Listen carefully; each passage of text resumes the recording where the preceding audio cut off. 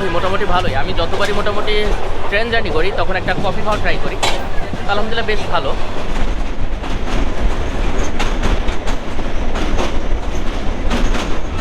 প্রায় 20 মিনিট লেটে আমরা এখন আছি ব্রাহ্মণবাড়িয়া। এটাই সেই বিখ্যাত ব্রাহ্মণবাড়িয়া। তবে কিসের জন্য বিখ্যাত এই কথা বলা যাবে না, তাহলে কিন্তু চাকরি থাকবে না।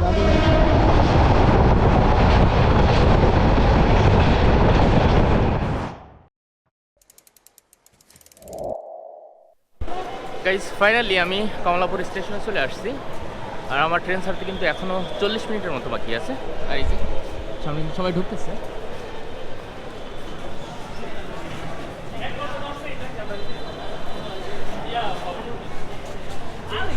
এটা হলো আমার কোচ ড নাম্বার।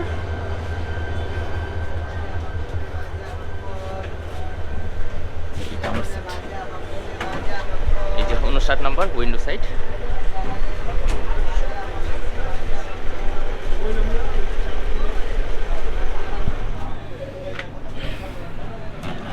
তো আমি এখন আছি এসি সিটে।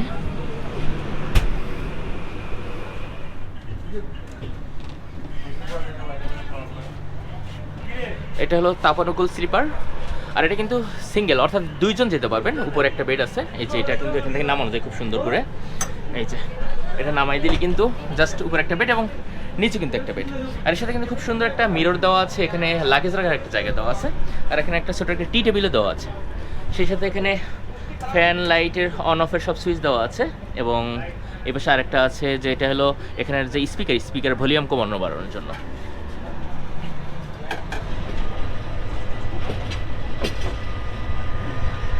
ফাইনালি ঠিক 11টা 25 মিনিটে, অর্থাৎ 10 মিনিট লেটে আমাদের ট্রেন ছেড়ে দিয়েছে কমলাপুর স্টেশন থেকে।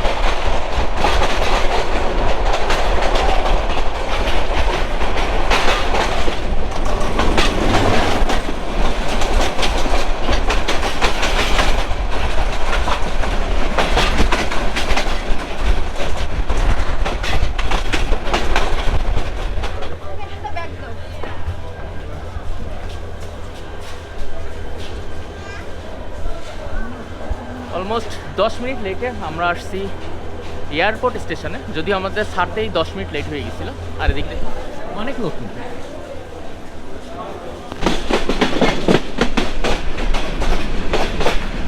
এখান থেকে উত্তরবঙ্গ এবং পূর্ববঙ্গ বা পূর্ব পশ্চিমবঙ্গ যেটাই বলি, এখান থেকে কিন্তু আলাদা হয়ে গেছে। সোজা যে এটা কিন্তু যারা রংপুর, দিনাজপুর বা জামালপুর, রাজশাহী যাবে তারা কিন্তু সোজা চলে যাবে। আর সিলেট, ব্রাহ্মণবাড়িয়া, চিটাগাং বা কক্সবাজার যারা যাবে তারা কিন্তু আমরা যে রুটে চলে যাচ্ছি সোজা এই রুটে চলে যাবে।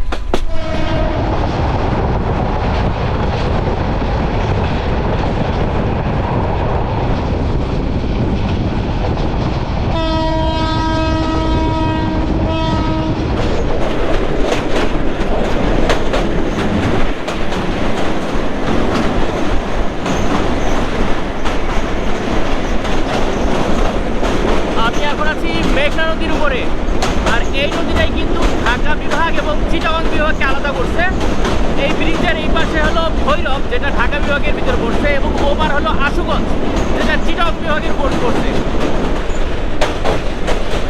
আর এই নদীর উপরে পাশাপাশি কিন্তু দুইটা ব্রিজ, একটা রেল সেতু আর একটার উপর দিয়ে কিন্তু গাড়ি যায়। সামনের এইটা কিন্তু গাড়ি যাচ্ছে, আর আমরা কিন্তু রেল সেতু।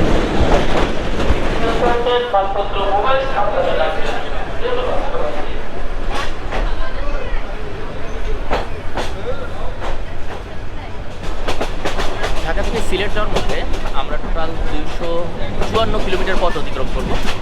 আর এই পথ অতিক্রম করার ভিতরে আমাদের এই ট্রেনটা প্রায় 14টা স্টেশনে হল্ট দেবে। এর মধ্যে অলরেডি 2টা স্টেশন আমরা ফেলে চলে আসছি, এবং আমাদের সামনে কিন্তু ব্রাহ্মণবাড়িয়া।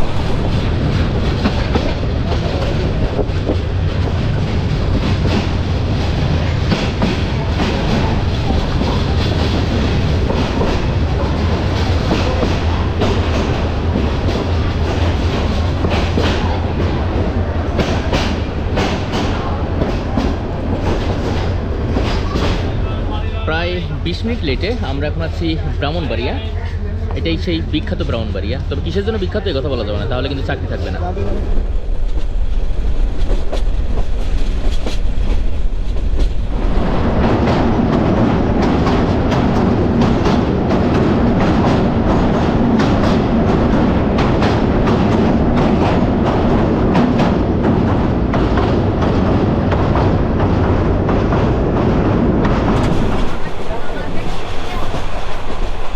মোটামুটি ভালোই। আমি যতবারই মোটামুটি ট্রেন জার্নি করি তখন একটা কফি খাওয়া ট্রাই করি, আলহামদুলিল্লাহ বেশ ভালো।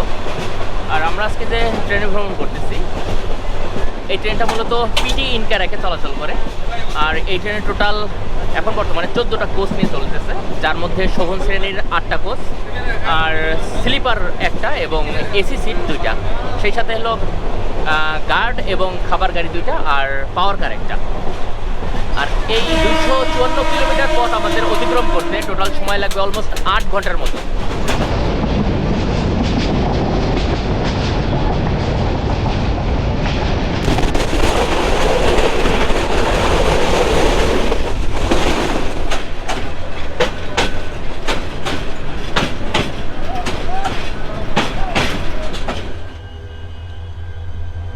গাইজ, আমরা এখন আছি চায়ের রাজধানী শ্রীমঙ্গল, আর এখানেও আমাদের আসতে অলমোস্ট 20 মিনিট লেটে আছে। আর এই যে আমাদের ট্রেন,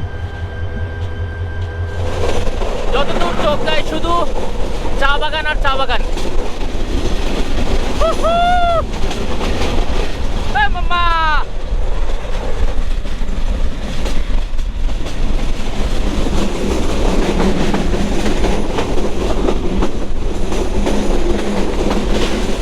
এখন যাচ্ছি লাউয়াছড়া জাতীয় উদ্যানের ভিতর থেকে। শ্রীমঙ্গল থেকে ছেড়ে এসে কিছুটা দূর আগালে পরেই, আর আমাদের চারপাশে কিন্তু ঘন জঙ্গল, সেই সাথে কিন্তু ছোট বড় অসংখ্য টিলা এবং পাহাড়। ভিউটা দেখুন।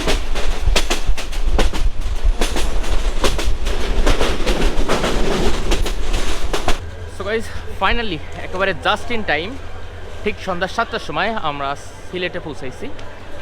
তো যদিও আমাদের ট্রেন যখন কমলাপুর থেকে ছাড়ে তখন কিন্তু 10 মিনিট লেট করছিল, তবে একেবারে সিলেটে জাস্ট ইন টাইমে এসে পৌঁছেছে। এই যে আমরা এখন এক্সিট নিচ্ছি।